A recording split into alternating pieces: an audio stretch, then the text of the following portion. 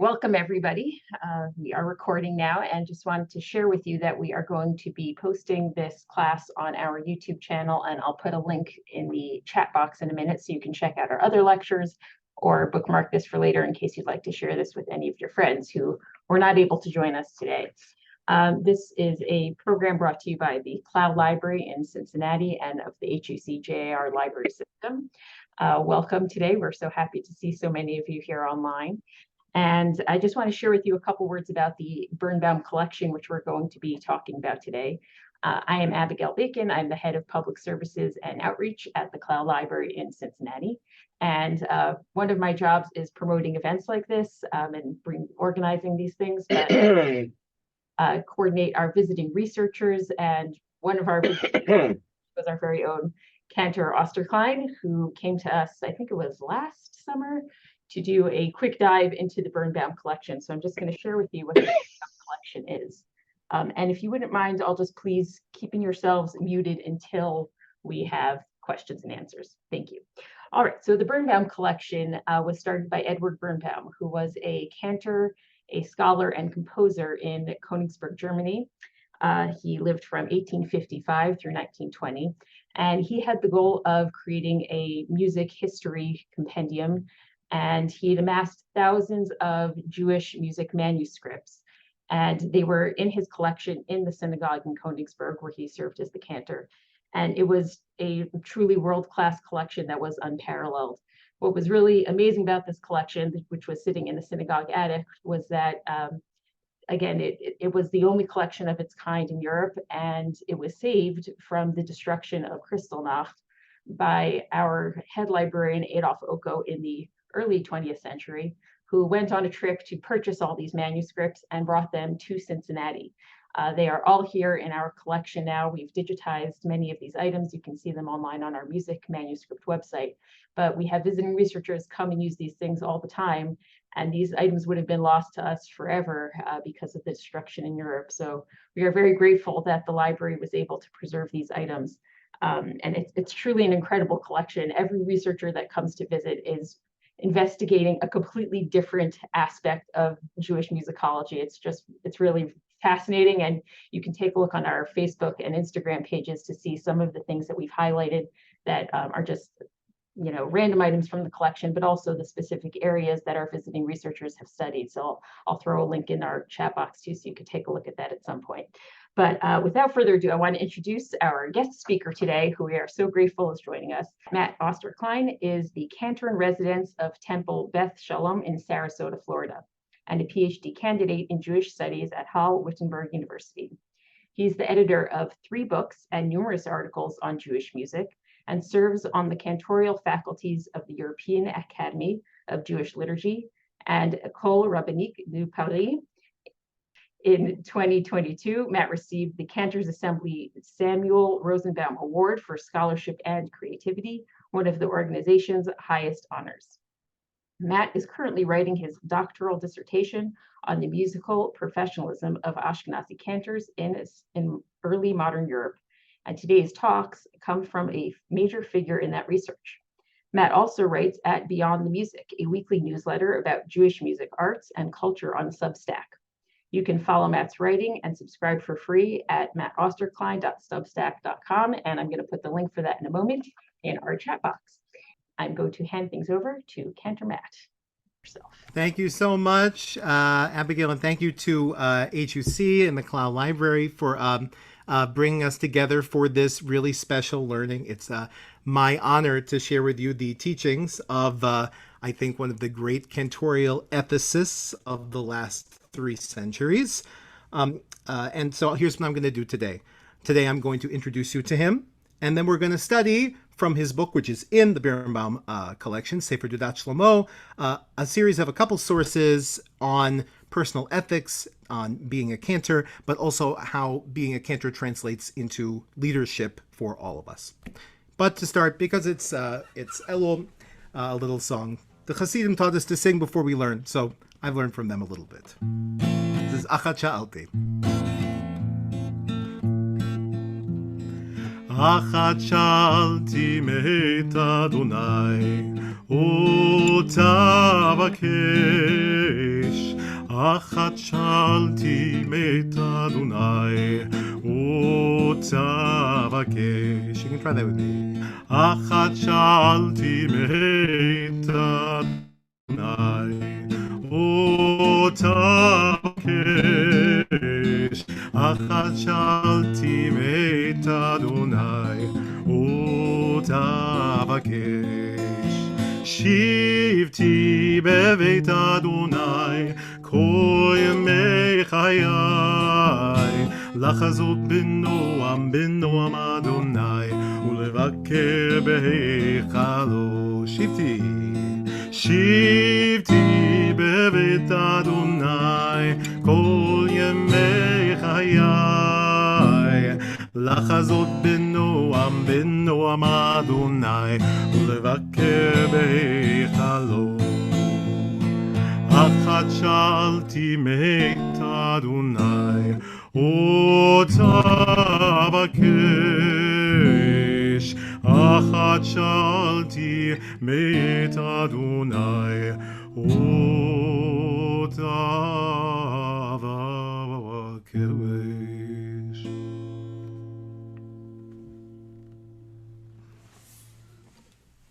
Thank you. That's Achat Sha'alti by my wife, Rabbi Alyssa Joy Austerklein, which she wrote for our community here. And I just wanted to open with that because the great focus on kavanah, on intention, that we're going to learn about today, that comes through the work of Rabbi Shlomo. Before I introduce you deeply to Rabbi Shlomo, I would like to give you an opportunity to put something in the chat, which is one piece of wisdom you learned from your professional life that impacted your whole life. So you can think about it and put it in the chat if you have something to add. One piece of wisdom you learned from your professional life that really impacted the rest of your life. And we have people here who work with lawyers or doctors or rabbis or cantors. All sorts of people are here learning together, so you don't have to be one type of person to share something. So you see, I'm going to read them out as they come. Subtlety breeds confusion. Ooh, that's a wonderful one. Thank you to Cantor Breitzer. Listen. One size does not fit all.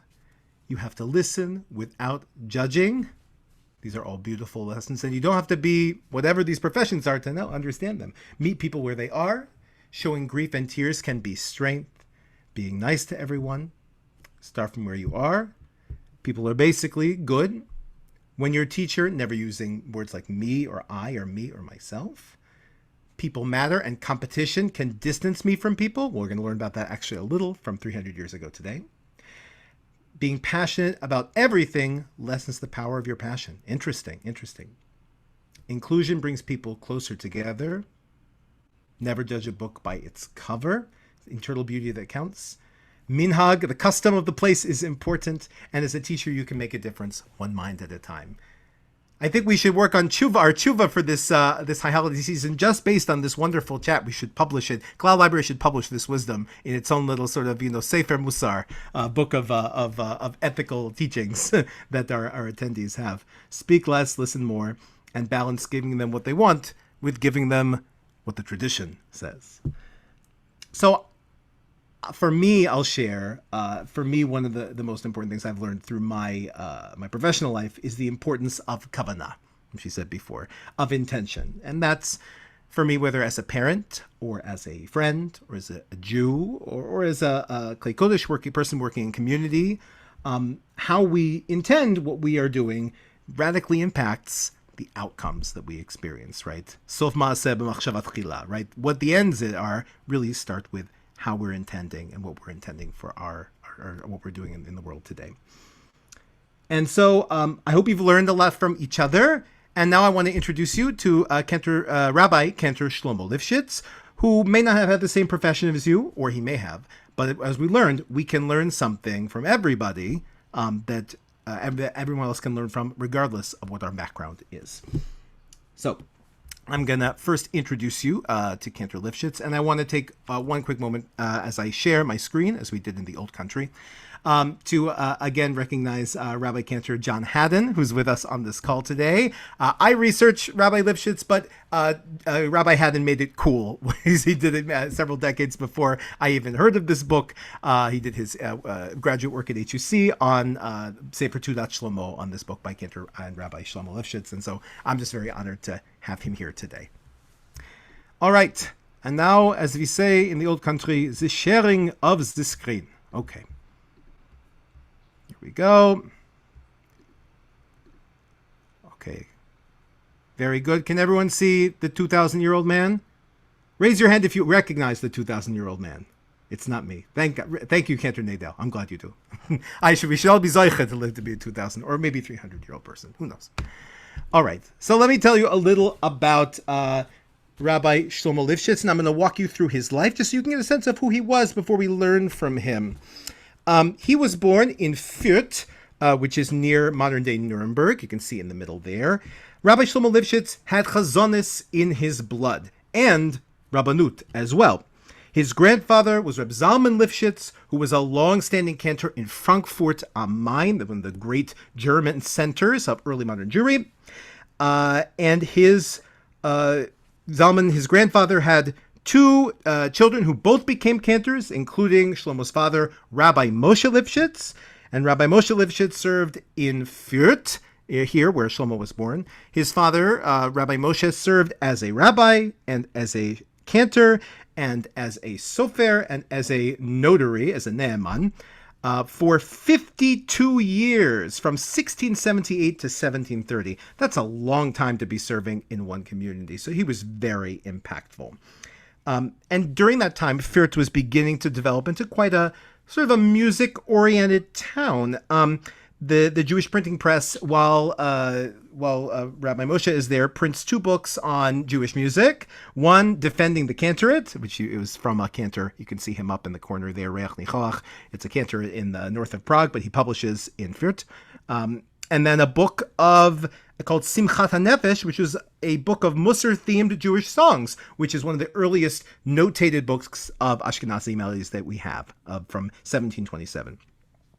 So by the mid-18th century, Fürth, where Rabbi Lipschitz is from, starts to include things like Mishorarim, Ashkenazi choristers in the service. And by the end of the century, it would actually be home to Cantor Israel Lovi, who was like the stylistic grandfather of Solomon Zilzer and who arguably invented the cantorial concert. So, but back to our Rabbi Shlomo Lipschitz. He grows up in Fürth, and then he goes off, you can see east, to Nikolsburg to attend the yeshiva in Moravia, in the Czech lands, where he was the prize pupil of Rabbi David Oppenheim. Rabbi Oppenheim was a very prominent figure in this period. He was the chief rabbi of Prague, and he was a huge collector of books and manuscripts, which he gathered from his many visitors and connections. Over 8,000 items in total, which fortunately made it and got bought and are now in Oxford in England. And by the way, I'm about to show you an interesting item that Shlomo most likely saw either while in yeshiva in Nikolsburg or while working as a cantor during that time. This copy of Solomoni Rossi's Madrigals, which some of you may know. This copy of Rossi is incredibly fascinating in that it was owned by two Ashkenazic guys during the century after its publication in 1623. It was owned by an Ashkenazi printer in Wilhelmsdorf, and it was owned by a cantor in Nikolsburg, who likely gifted it to Rabbi Oppenheim when he was there, and then it became part of his collection, which is in Oxford now. And this is the copy, and you can actually see, I don't know how many early music people are here, but this is called mutation solmization. This is how people used to work out hexachords in order to read mensural notation, which is the style of notation before the notation we know today. This is a class about ethics, but I just wanted to give you a taste of Rabbi Shlomo's life, because he saw this very copy, and we know this because he quotes in Toto he talks about reading a Sefer Yashan, an old book, and he quotes all of the prefaces, the rabbinic prefaces to Salomoni Rossi's work by Leon de Modena and four other rabbis in Venice, saying, boy, is Chochmat HaMuzika, boy, is the science of music, this Western tech, super good for the synagogue. So you're looking at something that Shlomo Lipschitz probably looked at in the presence or the library of David Oppenheim. Now, following his studies in Nikolsburg, He becomes a chazan and a shochet, a ritual slaughterer, and a teacher in Wallerstein near Stuttgart. And then he moves on to Ferse, closer to Munich. And in that job, he says, "Parakti et ol hashchita me'al tzavarai velo hayiti tzarich od ledamed tinokot."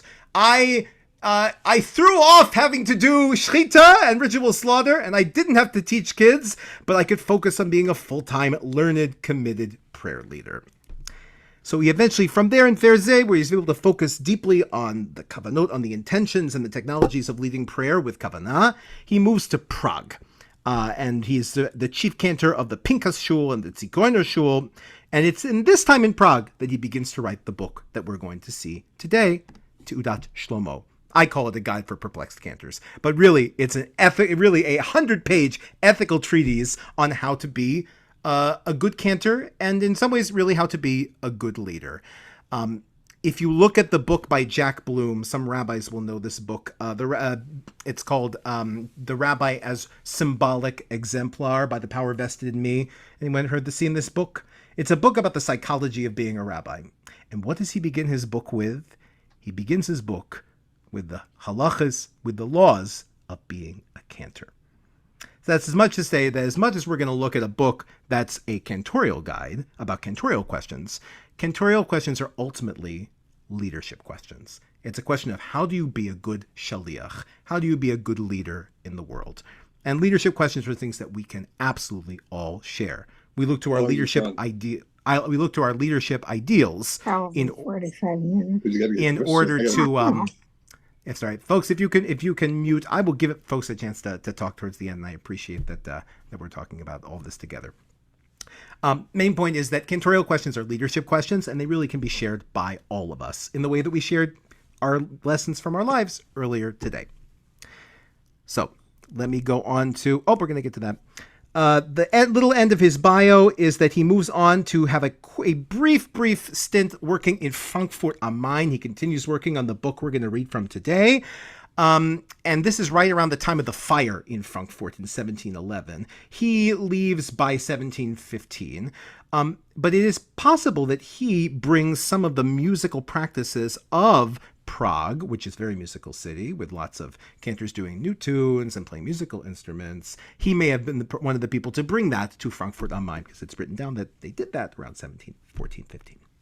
Finally, he makes his final move of his life to Metz, which is in France, in sort of northeastern France. This is by the Glickel of Hameln, the famous female Yiddish biographer and writer was from, and they both were in Metz at the same time, and they both lived out the rest of their lives. And he was probably he was her cantor after 1715, 16.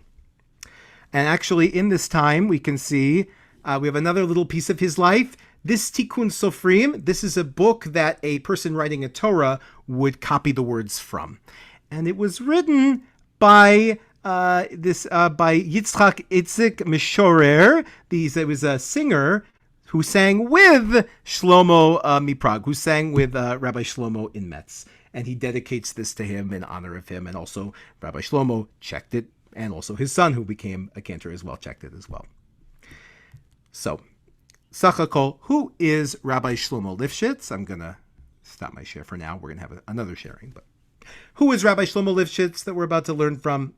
He was a rabbi and a cantor from a long line of rabbis and cantors who had unique exposure to Torah learning and scholarship, and who could function as a ritual slaughterer and a teacher, but who took his vocation as a prayer leader the most seriously.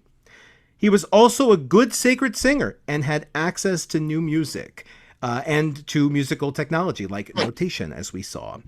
And he had an ascending reputation, and people who said, "You're ready for the big time, go to Prague." And he says, "I went to Prague because of that."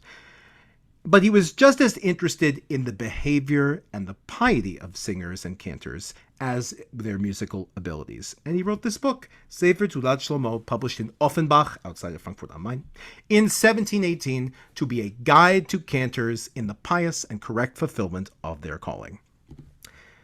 So, with that, let's turn to our text. I'm going to, any questions before we dive in together for the next 30 minutes, 35 minutes or so. Any questions? And if you do have questions, just use the hand raising function at the bottom of your screen so we can unmute you. That will be super helpful. Okay, we have some comments on Furt, which is great. And a good question. Yes, this is important. Tikkun is different than Tikkun Sofrim. If you read Torah, you're used to thinking of a Tikkun because that's what you learn your Torah reading from. But a Tikkun Sofrim is something that you, a sofer who is writing a Torah scroll, checks himself against. It's the basis. He doesn't look at another Torah. He looks at the book, at the Tikkun Sofrim. So there's a little distinction there. I have one question from Alex Klein. Hi, Matt. Very interesting. This book, I presume, should be or could be used today. It's up to date because of the same halachas and the same writings are applicable as they were 300 or 400 years ago as they are today. And if that is the case, why do cantors of the modern age never refer to halacha, and are more interested in not preparation for tefillah, but more interested in the singing as opposed to the praying for the responsibility of the kehillah as a shliach tzibur? Thank you, Alex. I don't know if I could make such a generalization, but I do. We will see in this very text, and I just put the source sheet in the chat, that there is certainly a tension between form and function, right? If I only have so much time in my life, what am I going to devote it to? Am I going to devote it more towards the form, the musical execution or the good guidebook, the good grammar of the prayers, or am I going to pour my time into the kavanot, into intending it, and to having a passion for what I'm saying and bring people in? There is a tension between the form and the function. And we say form follows function in science, right? But when we have a large liturgy and also large music, those are in tension with each other. And what this book comes to do, as you'll see, is to bring them closer to each other so that there's a foundation of kavanah for anyone who is leading in the synagogue, or anyone who's doing anything in life, that there's a foundation of kavanah that leads to good outcomes in the form itself. With that, you can get the source sheet here, but I'm going to do another sharing of the screen and we'll be able to walk through these sources together. Okay. All right. Can everyone see the source together? Yes. Very nice. All right. If there is someone who would like to, you can read. Can I get a reader for the English? There are Hebrew speakers here, and I wanted to include the Hebrew because it is very, very rich, and this is just my okay translation of it. But can I get a reader for this first segment? Okay. We have Amnon wants to read the Hebrew, which is great. Amnon, I'm going to let you actually have the first comment because we have majority English speakers here, and I wanted to have an English speaker just to start us off. But all right, Marcia, go ahead for this first section, and then there'll be other opportunities for Alba and others.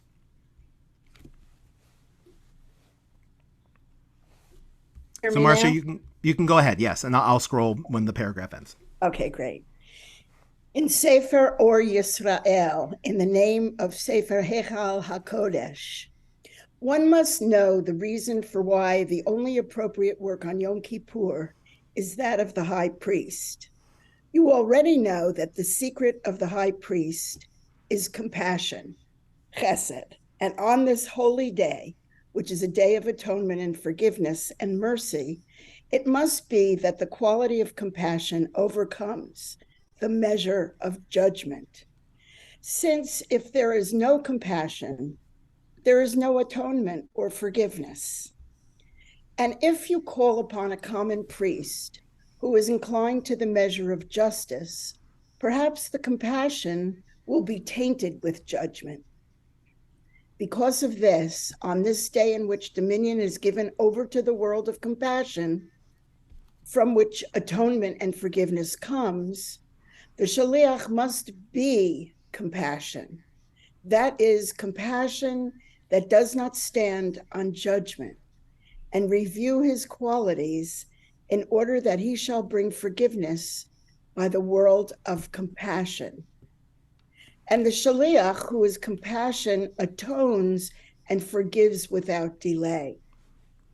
And behold, now we have no high priest, only the shaliach tzibur. The chazan must be in the place of the high priest, pure and steadfast, reviewing his qualities, as we said before.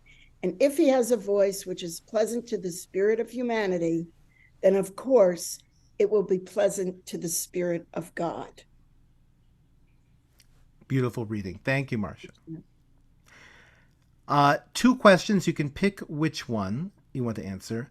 But what does it mean? Actually, I'll start with one. What do you think it means to be compassion? To be compassion. So you have to be mercy. You have to be compassion. What do you think that means practically for the person? Kay says to let it flow through you. Amnon, please.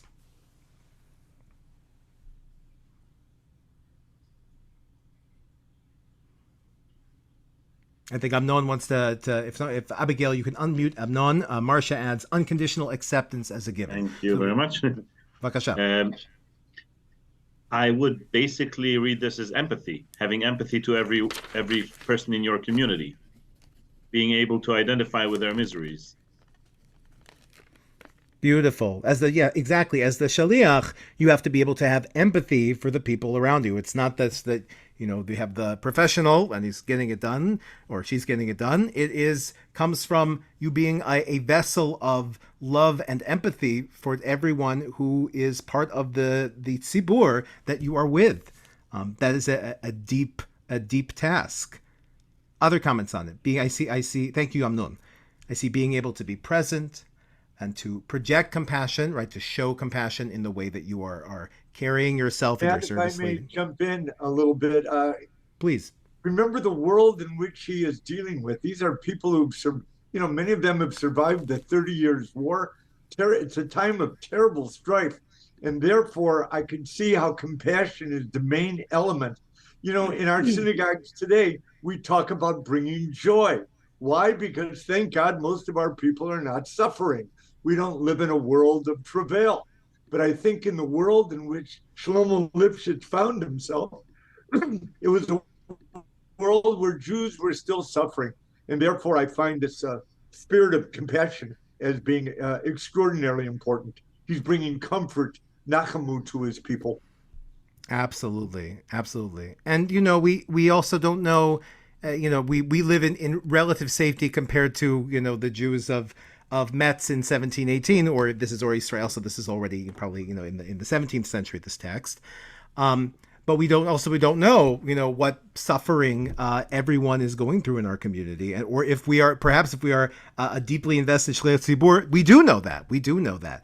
And certainly in this time period, we are seeing here, and this is more into the what was true for them. It was a very, very Kabbalistic, very prayer-filled society, especially because the Messiah had come, and it wasn't the Messiah. There was in Shabtai Tzvi, comes in 1666, and everyone, especially in Metz, Guckel of Hamel's father had his bags packed for 3 years, thinking that Mashiach was going to come, and he didn't come. And Shabtai Tzvi, converts to Islam. He's a false Messiah, and it's a huge what are we going to do? And so there's this renewed focus, that we have troubles. And we don't know when the Geula has come. It was the redemption was offered to us and then taken away, and so we really need to focus on our own what we can do. What is bitzidenu? What is on our side to do in order to bring that Geula that we so long for, that redemption for our people, for the world that we so longed for. And again, if this feels Hasidic, it's because this type of thinking is the antecedent of Hasidism. Right around the time this is written, the Baal Shem Tov is in yeshiva, right, while this is being written. So he's starting in a slightly different world, but the impulse towards bringing compassion, bringing healing in this ruptured time at the turn of the 18th century is totally alive in this text. And I think perhaps to opine on it slightly, we've seen failed messianism in different ways in our own era of, we have figures, they're going to save us, or institutions in this way, they're going to save us, and then they have problems.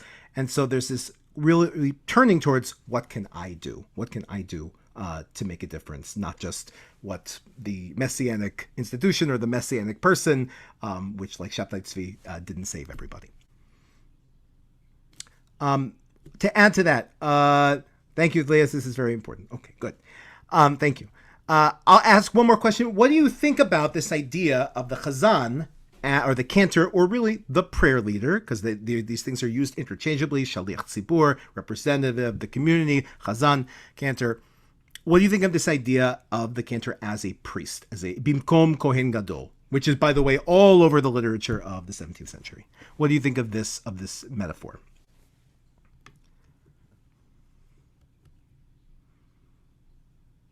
Amnon, please. I think it actually makes a lot of sense. We are the ones, halachically speaking, if you're talking about this from a halachic perspective, the chazan is the one who is serving in the name of the community. He's serving God in the name of the community. He actually has the job of a Kohen Gadol much more than a rabbi does. I hope I don't have too many rabbis here in in this crowd. You do, but it's okay. Halachically speaking, I used to be in an Orthodox shul in Düsseldorf. The ultra-Orthodox rabbi who was there later kicked me away, kicked me out. Actually told me, "You have to represent me in front of God. Yeah, it doesn't matter how pious I am. You have to be pious." Thank you for sharing that. It is a difficult dynamic when you are a representative, a shaliach, of a broad, swath of types of people. Leah, and then I see Bex's hand. Leah, you have to unmute. Chazan Jack Kessler talks about our almost shamanic role. We have the ability to reach people, but we can't stock them with our brilliance, with our musical brilliance. It's right there in Hineni. If we really take the words of Hineni to heart, how do we hold this people? How can we be a Klei Kodesh? What does that entail? How do we use the words of the prayers and fit them to the music that is appropriate, and make that into the kavanah that each person needs? It's a tall order. But I think the most important thing is, as Jack says, also, we need to get ourselves out of the way so that it can happen. Beautiful. There's a lot of technical detail that goes into being a vessel, right? To being a vessel for the Or Choser, right? For the prayer that's going up from our people. And again, but this is a leadership question for anyone trying to be an Or Choser, trying to be a representative. I often think politicians should study, cantorial ethics. It would be helpful to them, perhaps. I see Bex's hand, and then we're going to move on. I see Cantor Newman as well, and I'll get to that. Yes, please. Hi, Matt. How are you? Hello. Hello. From Oxford, yes. From Oxford. It occurs to me, just looking at the Hebrew also, it says, so I'm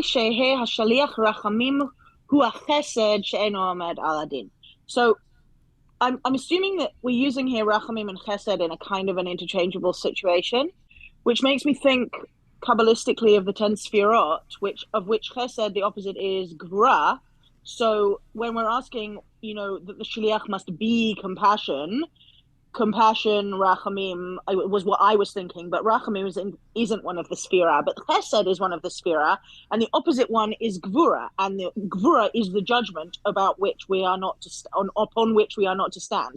So just thinking about the time period in which this is being written, perhaps that is taking into account that particular kind of point of view. Yes, this is absolutely infused with a Kabbalistic understanding of the world. and that we need compassion and chesed in a sfirot sense, in a Kabbalistic sense, imminently, in order for the world to exist. Because if it just stood on din, there would be nothing. So thank you for adding that. Thank you for adding that. I want to let Neil speak, and then I want to go on to our next source.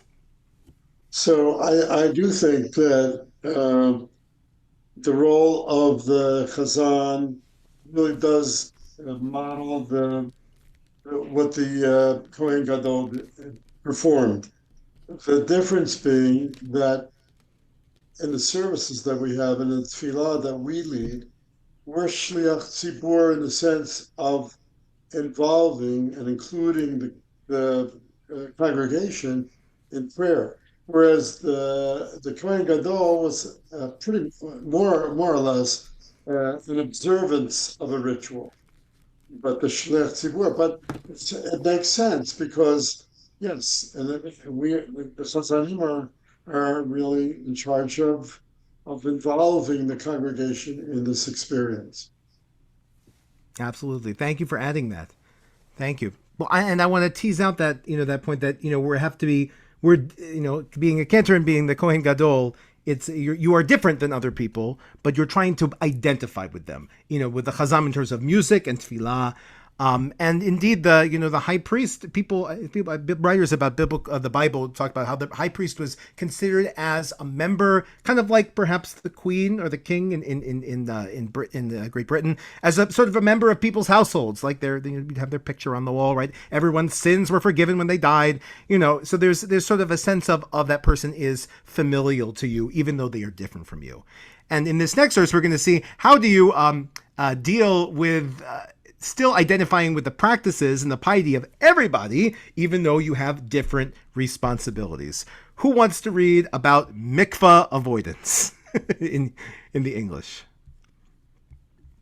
I had a couple. I think was it Kay who wanted to read before. I had Alba. Alba, you were the first, and then Kay for the next source. Alba, would you read the English for this particular source? Sure thing. Thanks. We have a tradition that a good man does not become bad, and one who observes the commandments will not know an evil thing. Thus, if the servant, that is the shliach tzibur, shall truly say, I love my voice, I shall not go out in haste into the mikvah, for cold water makes one lose their voice. God forbid such things are baseless, and the actions of the evil inclination. He should but immerse himself on the eve of Rosh Hashanah and of Yom Kippur in living waters, and even on the 3 festivals. For thus in law, as written in the Talmud, a person is obliged to purify himself on festivals. Talmud Babli, Rosh Hashanah 16b, and all the more so on Rosh Hashanah and Yom Kippur. How was it that the high priest would immerse 5 times, and yet they could hear his voice from Jericho at the moment that he intoned the holy name? The sum of the matter is that wealth and high office cast a burden upon the congregation, like the 2 daughters of the leech. Give and give, Proverbs 30:15. In saying that the cantor is in place of the high priest and is greater than his brethren, so in the matter of immersion, the high priest stands in his place and does his task. We accept the good and reject the evil. Therefore, we see this is as statutory. I am sure that this thing shall be neither obstacle nor stumbling block to us. Thank you. Thank you so much for reading. I know this is a big source, so if you need to pull it up on your own PDF, that's okay too. I put it in the chat. So, what do you think about this?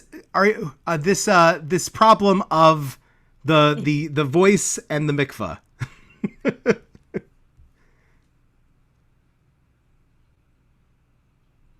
Any thoughts? I see Leah has a hand. Please. Nothing new under the sun. I am surprised. Maybe I shouldn't be, but we singers have always been a little concerned about things that could possibly damage our voices. So yeah, as a former opera singer, been there, done that.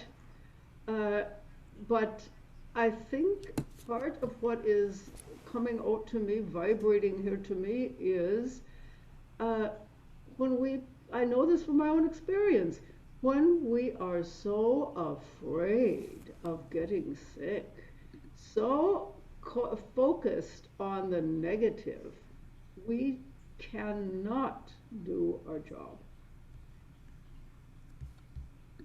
Thank you. Separate ourselves from all of that. Thank you. So there's the fear, right? When you have to execute a very complex form, you need the koiches and the foundation to do that, right? Chazanis or whatever, leading prayer, whether you're a professional person or not. And this is probably true in other parts of business and other industries, right? When you have something very, very, complex to do, there's a lot more that can go wrong. So, is there a voice that says, I'm going to skimp on, X, Y, or Z in order to reach the ends, even though the means are not so good. And by the way, if you're looking for this, the Rabbi Lipschitz is very, very Torah-filled man. You can see he's alluding to in this second paragraph. What is it? Yeah. Amor yamar ha'eved hu hashatz ahavti et koli v'lo etzeh bechovzi toch mikvah. He's alluding to the Eved Ivri, the person who wants to be a slave for their whole life in Exodus, and therefore says, you can, put shame me by putting a little ring through my ear. I'd rather be my master's slave than forever than be free. And so there's sort of a pun of being a slave to one's own carnality and one's own voice in making this choice. So it's a challenge that anyone trying to execute something complex is dealing. How do you have means that are good and true, even though you only have so much time, and something might threaten the outcome. Kay, please.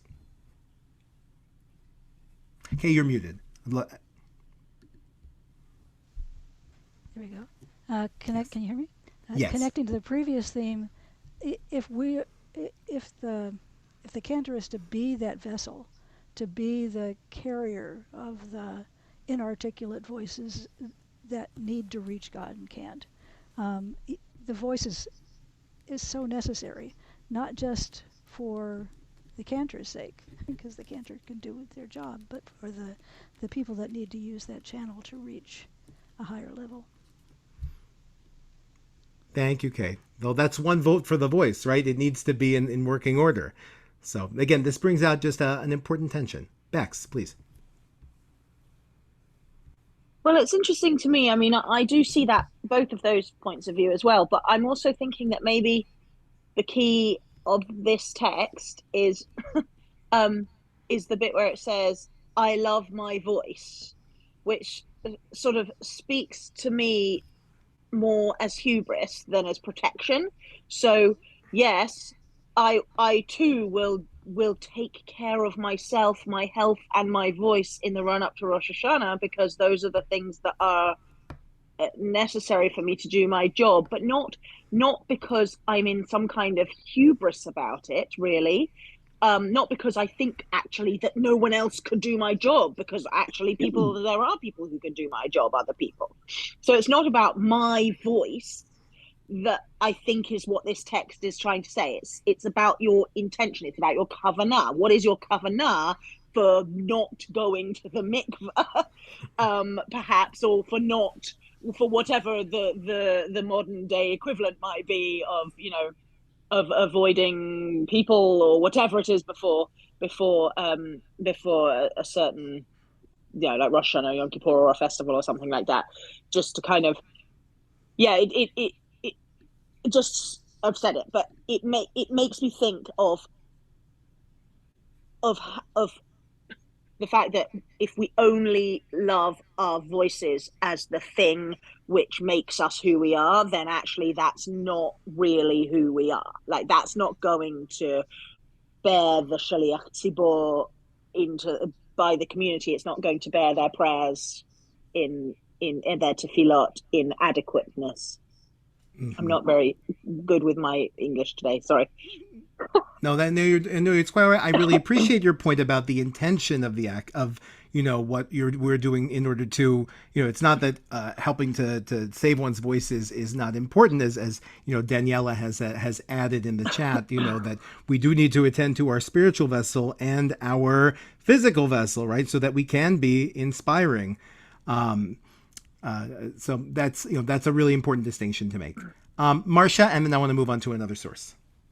Okay, so I think that a lot of us are kind of looking at this question with a bit of reverse historical perspective, in that while today we think of a sort of quasi-hierarchy with the two positions of rabbi and cantor, my understanding is that the actual evolution of the role of the cantor versus the role of the rabbi was that most congregations didn't have a rabbi, but the rabbis were kind of itinerant, were they not? And they were basically going to individual congregations to deal with issues of judgments and controversies and questions of halakha, et cetera, but they weren't in a permanent position at the synagogue, whereas the cantor was. So in that sense, he was the leader. I mean, I think he was the sole leader. And so is that accurate, Matt? It is somewhat accurate. I think that actually a lot of the sort of way we think of clergy in terms of communal, taking care of communities and things like that, and doing certain, visiting people, all that sort of like those sorts of mitzvot were typically a cantorial thing, because you were elected by your community to do stuff like that, and also do stuff like do shchita and do being a mohel and being a sofer and being having all these communal functions. And so you be as an official communal representative in that way. Cantors were in that, and indeed in America, Sephardim Chachamim were mostly Chazanim, the people who came over to lead Sephardic communities, and rabbis didn't really come over to America for quite a long time. If I'm wrong on that, please someone write me. But I'm pretty sure it is the case. To add only that, but there are rabbis like in Metz, like Yaakov Reicher is like working in Metz at this time, but cantors are a lot more embedded. And it's the typical ways we think about the rabbi does this, the cantor does this, are not so set in stone. Leah, and then I'm going to go on to another source. Oh, ask you to unmute.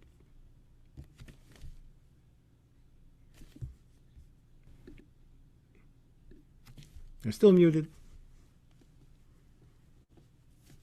There you go. Okay, there we go.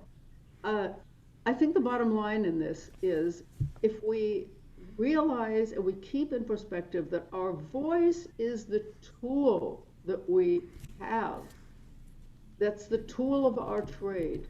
And so we have to take care of the tools of our trade, but we can't allow that to become pathological. We can't allow that to be I have colleagues, they're wrapped up in scarves all the time, and they talk about their voice in the third person, and it gets to be almost comical. We can't be doing that. There's a wonderful story about a tenor who always ran around with a baritone who always ran around with cotton in his ears, and he was singing Yohanan, and of course the head has to come up out of the cistern, and everyone who sings Yohanan and Salome has his own head modeled and takes it with him. One night someone had stuffed cotton in the ears of this head to emphasize the fact that this guy was going a little bit overboard. Thank you for that. Well, we're going to see a little bit now as we go forward about, again, a lot of these particular things I brought out have to do with how we identify with the communities that we are a part of and in through our actions, and how we balance that with things having to do with the forms that people embody in their professions. This we're not going to spend time on. It's a short source, has to do with that you should, person who is a leader should be a baltzedakah, who should not have, there should not be NIMBYism of like, not in my backyard. What are you doing? Go to a rich person's house. And you can look over that source a little later. Can I get, who was my other reader? I had another volunteer reader. I see Neil's hand. Thank you so much. It would be great if you could read. Oh, and Kay, I think I also had you. Kay, I'll get you on the last source, I promise. So Neil, if you could read this collaboration and competition source. This is from Rabbi Lipschitz's biography section, and he talks about being of his time when he came to Prague, and this is right at the turn of the 18th century. So Cantor Schwartz, go ahead. Toda Rabba. As for me, when I was chief cantor in the Holy Community of Prague, the elders of the generation reported that, in years gone by, all of the cantors were together in love, brotherhood, peace, and friendship. This was evident by the fact that they would study together and ask questions of Yom Tov a few days before the holiday. Passover laws on Pesach, Shavuot laws on Shavuot, Sukkot laws on Sukkot, and for the high holy days, all of the customs and melodies in their appropriate places. And there were among them some cantors who were skillful in the science of music, Chochmat HaMuzika, and every festival they would write melodies, quote, renewed every morning, unquote. And there were other cantors who learned melodies from them, and they were thankful and not ashamed. But now, it's not that way. Everyone builds a stage for himself. Now we would have to say herself also, and wraps himself in someone else's talit, and does not want to study from his friend, saying, "Who is so-and-so that I should study with him? I am a good singer. He should come and study with me." And everyone in his eyes is like Navot and like Hogros ben Levi, who knew a chapter about song but didn't know the details, sugiot, of the masters of song, specifically the science of music, Chochma HaMuzika. And of course, one who sings without knowledge of music is like prayer without kavanah.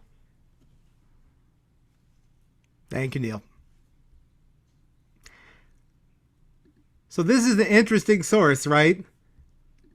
So talk about the tensions inherent in this source. What is he experiencing? How would you describe what Rabbi Lipschitz is experiencing in Prague?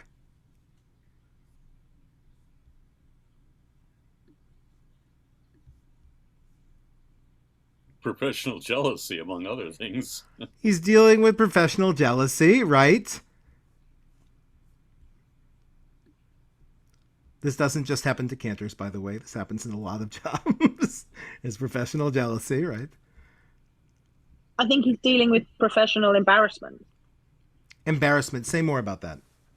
So people who think maybe they don't know enough, but when you think you don't know enough, but you should know more, it's like imposter syndrome. And then you feel like, oi, I can't go and ask in case somebody realizes that I don't know. So there's this sense that you should know. So, maybe one's ignorance in comparison to one's fellow is a source of embarrassment. And it says, here in the olden days, like, hodu v'lo boshu, right? They were thankful for that, and they were not ashamed that they could go and study with someone who knew something that they didn't. Exactly. Mm-hmm. But it also says you should be of a certain standard musically for you to be able to take up the position of that, the responsibility of being a shliach tzibur, not just any Tom, Dick, or Harry lay person, but you from your studies and from your knowledge and ability, that's the position you hold, and it should be in esteem, not just a willy-nilly position for anybody to have. This says that to me. Thank you, Alex. There is that tension, right? There's a tension between, not necessarily tension, but have to go together, humility with ability, right? In fact, I think some of the best people that we know in our lives are often people who have both humility and ability. And those are both very important because it's all part of that classic leadership dynamic of being different from people, being specialized in something while still profoundly identifying with everyone else who you're serving around you. Marcia, I see your hand. Yeah, I have a question for you, Matt. What do we know from the sources of this period about the actual training of cantors? I mean, if it was strictly from a pedagogical perspective, a one-on-one mentoring mentee relationship, is there any kind of reference that we have, such as this kind of a handbook, if you will, about the appropriate ways of learning and teaching the trade, so to speak? So because the cantor is before, I'll try to say it shortly. Often being a cantor comes down through your family. And this is true, by the way, for men and women. If your father was a cantor, often you would become a cantor or a zogerke if you were on the women's side. And that actually happened in Prague and in Germany. There were these female shlichot zibur. I think even Elazar of Worms' wife, Dulce of Worms, right? It writes on her gravestone in like the 13th century. She sang the piyutim for the women on the women's side, and she was, in a family with cantors, and so it was very familiar. This is the period where we start getting things like apprenticeship and professional community. At the last source, which I'm going to get to about the choir, and I know we're reaching our time boundary because it's about 1:30, but I will stay on for another 10 minutes to do this last source. I want Kay to read as well. But this is the time period where we're getting into things like mishurim and singers and this sort of secondary group of synagogue musicians that becomes, instead of the family, or in addition to the family, the vessel by which cantors come up and apprentice like a trade. And indeed, in Prague is where we see organization of cantors at the turn of the 18th century, at the same time as we see the organization of klezmorim into a Jewish musicians guild. And that sort of sense of apprenticeship, they take on the guild forms and are able to do collective bargaining and get to go play wherever they want, including all throughout the Christian life cycle at church services and weddings and Christian feasts and things like that. But that sort of professionalization happens really in this time period. So I don't know if I can... all I can tell you is that most of what I've seen is people studying either from their rabbi or from their parent, and then eventually from their cantor. All right.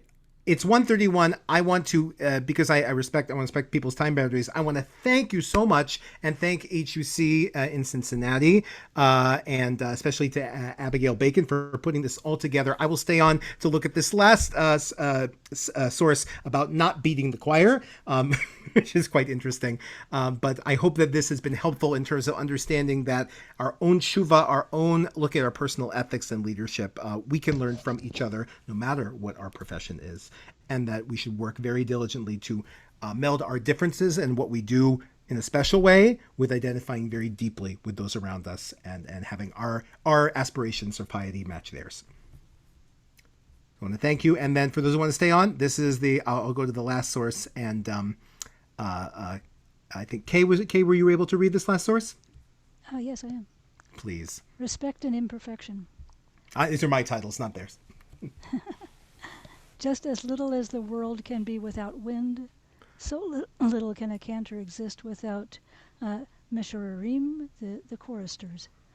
But sometimes they are hateful and rebellious. Israel is holy, and even the idle among them are filled by mitzvot like a pomegranate and have so many good virtues, as I've seen in many holy communities as well as my own. The cantor should be cautious regarding the singer's honor, and that he not embarrass them ever, and that the more so not beat them. God forbid. For there shall not be any blow that is a blow to the legs, as some cantors do, and cause the singers to kick the cantor. For the striking itself causes biting and kicking. They wish to bite him like a donkey. And moreover, the singers should be very, very cautious about the honor of the chazan. They should sing with faith and with all their strength for the honor of God and the honor of creation, and they should pray with full intention, for which they will certainly be pleasing to both God and humanity. Thank you. I know this is a bit of a perhaps a surprising source about not getting too angry and beating your choir. But this is and I cut out a little section in the middle here where it says they're rebellious about all these things that these choristers do and their reputation for being drunk and for only going to synagogue when the cantor is singing something, and all sorts of other things that Rabbi Lipschitz finds quite objectionable. But what do you think we can tease out of this as his sort of ethical zets, his ethical encouragement to us? And again, an ethical encouragement, I don't think that's limited to whether you're a cantor or not. Leah, yes. As with any teaching, you can't build on the negative. You have to give positive directives in order to get positive results. If you just cut people down all the time, they're not really going to learn. They're not, if you have to learn in fear, not really learning. It's so important. You know, I tell my students all the time, if you can't say something nice about something positive about what you've just sung, then what right have you to say something negative? I need to know where the baseline is. What is your, where do you think you are? Where do you think you need to improve? But if you continue to cut yourself down, then there's no room for growth because you've just stunted it. Beautiful. So this is a beautiful opportunity that even Rabbi Lipschitz is taking to emphasize that, you know, even the reikanim, the people who are empty of good deeds or mitzvot, you know, even they are filled with some good points, like Rabbi Nachman with the good points for gathering of people. And that we have to start from a place of positivity, even though he clearly sees, and we didn't get to all of the things, that there are high standards for someone who's going to be with this specialist, with this, you know, this leader, with the leader, you know, serving with the leader in that capacity. Did I see a hand up? It went back down.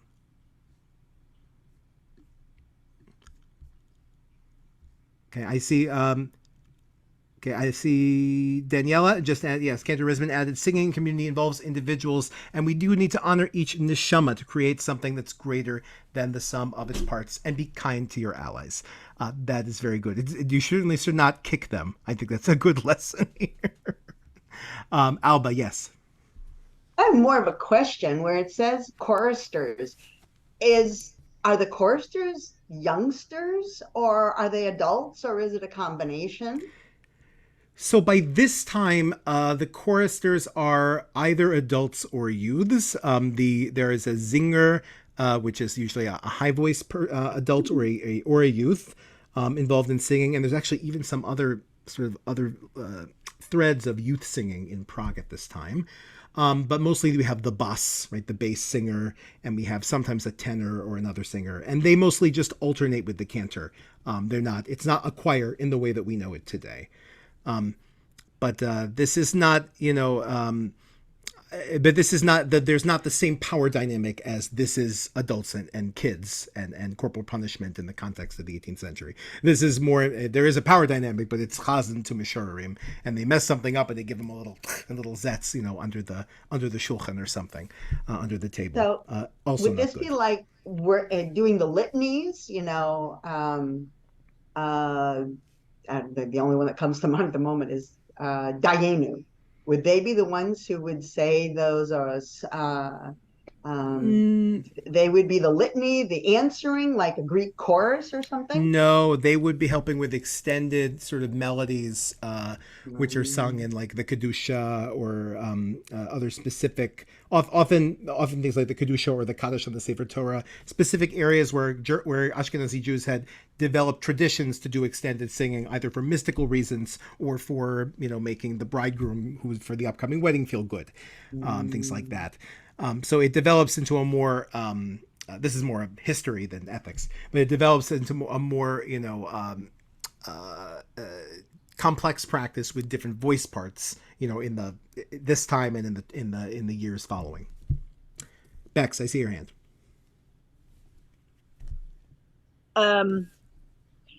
I think this might be a stretch, but anyway, I'll say it.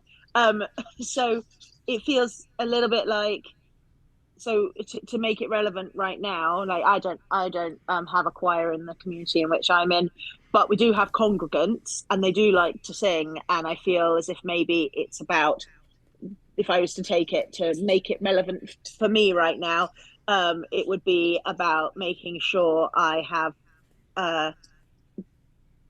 including my congregants in a most compassionate and beautiful way, and also that I'm encouraging them to sing along with me and to, you know, to take the prayers for themselves. And even though they also might be drunks and whatever, like, who, you know, we don't care about that. We care that they're here on Rosh Hashanah and that they cared enough to come, you know. Mm-hmm. And they also have the right to be here in shul. We all do. I like that very much. Again, it's dealing with this sort of delta between you as someone who is a leader in a specific area and know you feel very, very well, know you're supposed to do very well, and you have to put together a team around you, right, to accomplish the task. In this case, it's the team of the Meshurim, the singers, trying to praise God and bring kavanah to the prayer. But it can be applied broadly to anyone who's in a specialized leadership role and has to put together a team. That you know, people are very different backgrounds, and you have to be able to work with them and not embarrass them. Right? The rabbis say that embarrassing is, you know, one of the cardinal things you're not supposed to do to people. It's akin to killing people, right? In the Talmud. So again, a very important way of both holding those people to a high standard when they're in a leadership role, because leaders are Binkom Kohen, right, or Binkom Levi, right? They are in this specialized role, and that's why they get judged at a high standard, you know, and we see that all the time, you know, something that your friend might do, but if someone on TV does it or on Twitter does it, you know, it's everywhere, and there's a big consequence for that person often. And it's also not a case of me necessarily only opening up opportunities for them, but also ensuring that they support me in a way, because actually I don't find my job is very doable without them. I feel alone and I feel exhausted and so on if I don't have the congregation as part of me, and so, you know, as part of what I do on those days. So it's important to gather people around you as a leader, because actually we need those people. Absolutely. All right, I'm going to give Leah the last comment, and I'm going to stop my screen share, and then we're going to wrap up for today. Leah, please. It's really important that if we want our congregations to be invested in what we're doing and not sit there and be bored and counting the minutes until the service is over. Aida, be quiet. Counterpoint from the dog. Yes. We should involve our congregations. You know, I do that all the time. I say, here, you read this. You sing this, and then it's about, if people are involved, if people are invested in the service, they're more likely to come, and they're more likely to stay till the end. And, you know, as I say, I don't want to daven at you. I want to daven with you. And this is, I think this is really important, especially today. Part of it is performative. But if that performative part becomes the be-all, end-all, we've missed our calling. For sure. Thank you, Leah. It's getting on the later side, and I want to say just thank you to everybody. I hope that this look at Rabbi Shlomo's ethics, which it's a 100-page book, because there's a lot of cantorial ethics in there. We only got into just 5 little bits of them, or 4 little bits of them.